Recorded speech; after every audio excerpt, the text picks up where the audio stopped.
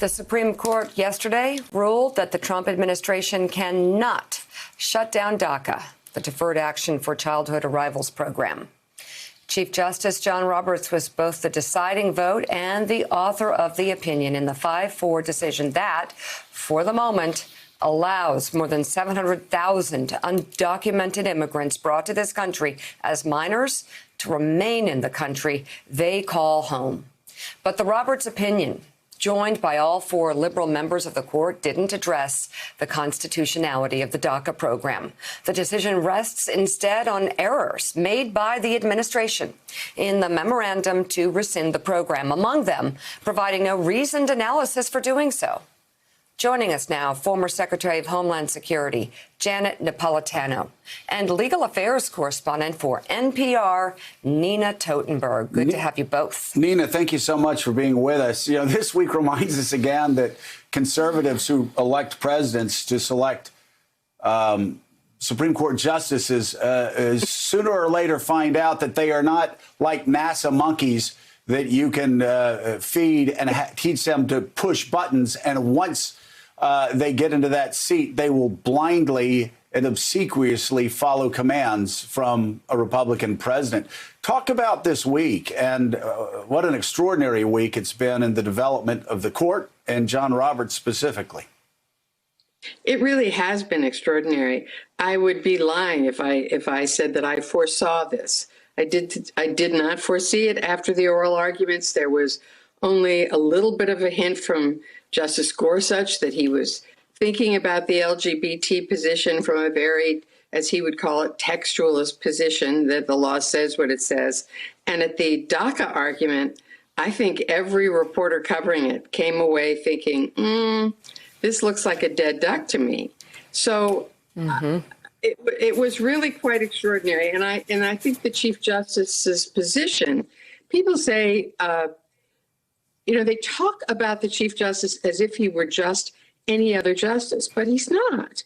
He's the Chief Justice. And traditionally, a good Chief Justice understands his position, because it's always been his, understands his position. He tries as much as possible to what they call mass the court, get as much of a majority as he can, and to sort of pull the country in a direction that is not too harmful. Do no harm is the first law of the law in some ways. And this Chief Justice, this is the second time he's done this to this administration, said, look, the law says you have to take certain steps when you change an administrative program. And if you don't take those steps, it's a violation of the law and you have to go back and start again. And it happened in the census citizenship case, and it happened in this case. And how interesting that he is, at least I believe, and some of my former Republican friends may disagree, but he is so conservative with a small c. Even in the Affordable Care Act, he was not going to have his institution undermine a presidential election, undermine legislation that came out of that presidential election. He said, don't ask me to do on the Supreme Court what you can take care of in voting booths next year. He had that same sort of approach yesterday, the decision that we read, when he scolded somebody, Brett Kavanaugh, who it seems he's been trying to take under his wings, by saying, hey, wait a second, you're actually creating standards out of whole cloth. We just need to keep our heads down. We need to follow the rules. We need to follow the law. Exactly. One of the scholars I talked to, immigration scholars, said, the bottom line here from Roberts is, why should we be the bad guy? You be the bad guy and take the rap. If you want to undo this program, take responsibility for it, do the things you're supposed to do, and say it's on us. Instead, you want us to do it, because the administration consistently refused to say that we want to undo this alone. They continued to say it was the Obama administration's fault. It was an unconstitutional program, an illegal program, and therefore it should be struck down. Instead of saying, we don't like it. Everybody agreed on both sides. The administration could have said, we don't like this program. We're going to undo it. We're going to weigh this and that and the other thing. We're going to put our position forward, and they would have gotten away with it. Instead, they tried to put it on the Obama administration. And the bottom line, as I said, is why should the court take the blame? So Secretary Napolitano, Victoria DeFrancesco Soto has a question for you. Victoria? Right. Secretary Napolitano, close to 8 years ago, when DACA was put into place, this was a temporary fix. In a sense, it was almost a Band-Aid. So I wanted you to tell us a little bit about the timelines that the administration had in mind and what the path forward in theory was going to be. And did you imagine we would be here, in your wildest imagination, that DACA would take all of these twists and turns over the last 12 years?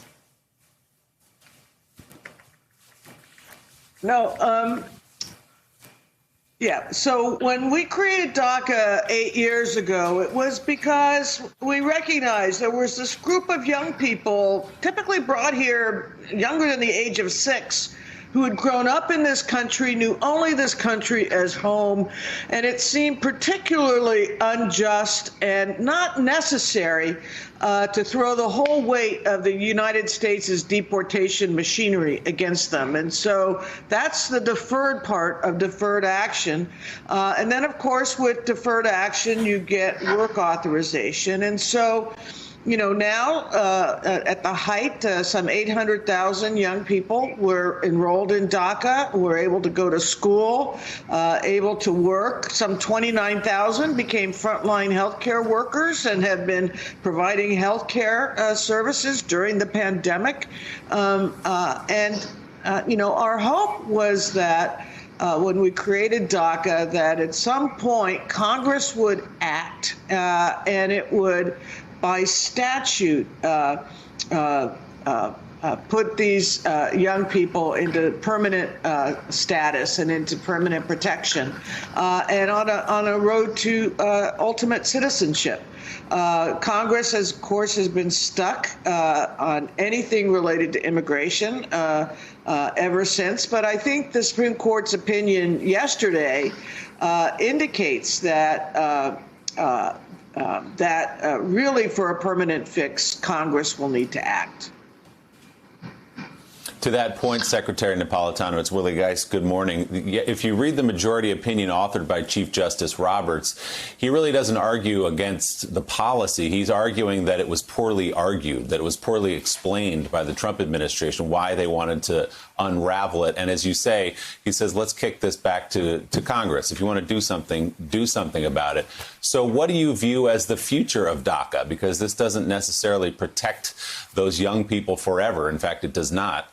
So what do you believe to be the future of those 700,000 or so people in our country?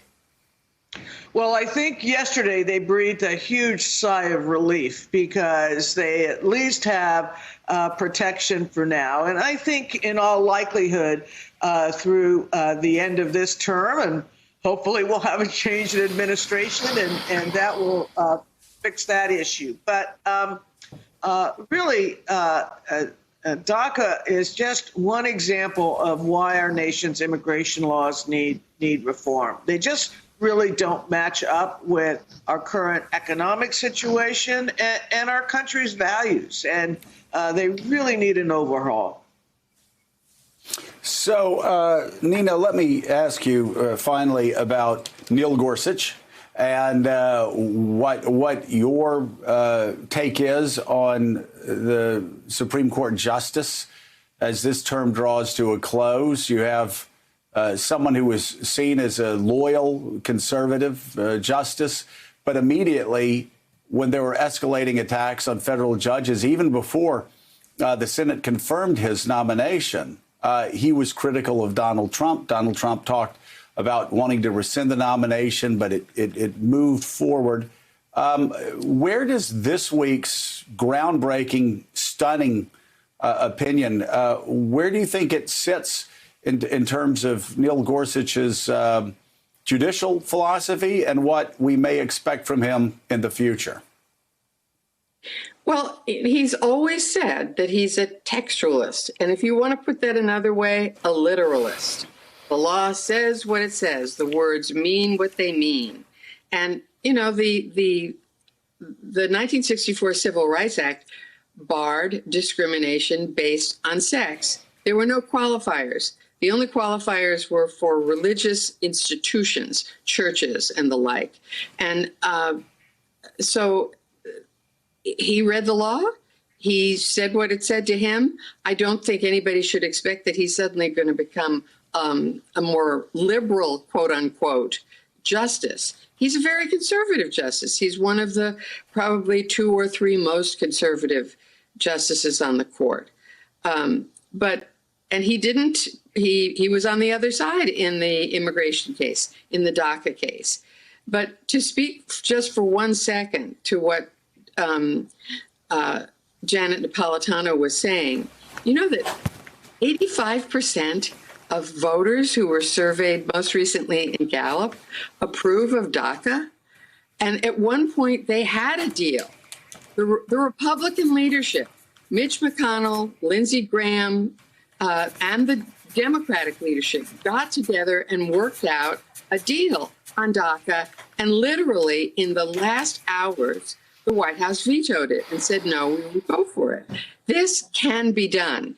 It is, in fact, an issue that the Democrats have held back on sometimes in the past because they wanted a bigger deal. And Republicans held back on it because they thought they could have it be mainly the only thing as part of revamping immigration law. But if Ms. Napolitano is correct, and I think any normal human being would say she is, and that we have to revamp the immigration laws, this is where you start, and it's an easy fix. The administration thought that they could use it as leverage to get money for the wall. It didn't work out that way. Legal affairs correspondent for NPR, Nina Totenberg, and former Homeland Security Secretary Janet Napolitano. Thank you both. And Victoria DeFrancesco Soto, thank you as well. You know, just following up on what Nina Totenberg said at the end regarding 80% of Americans, she said in the Gallup poll, supporting DACA. The numbers also in Pew polls, in Gallup polls, actually show more support for immigration than ever before, which goes back to one of these underlying questions that we've been raising on this show for some time.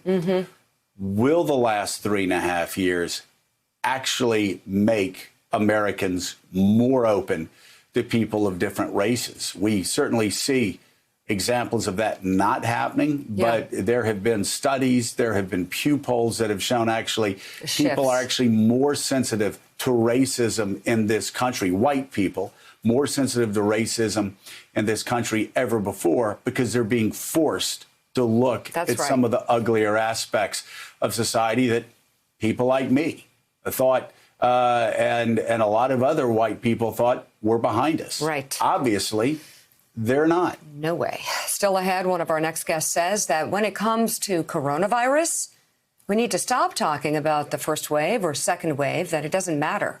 What matters is that we're seeing an increase in hospitalizations. We're back in a moment. Thanks for checking out MSNBC on YouTube, and make sure you subscribe to stay up to date on the day's biggest stories. And you can click on any of the videos around us to watch more from Morning Joe and MSNBC. Thanks so much for watching.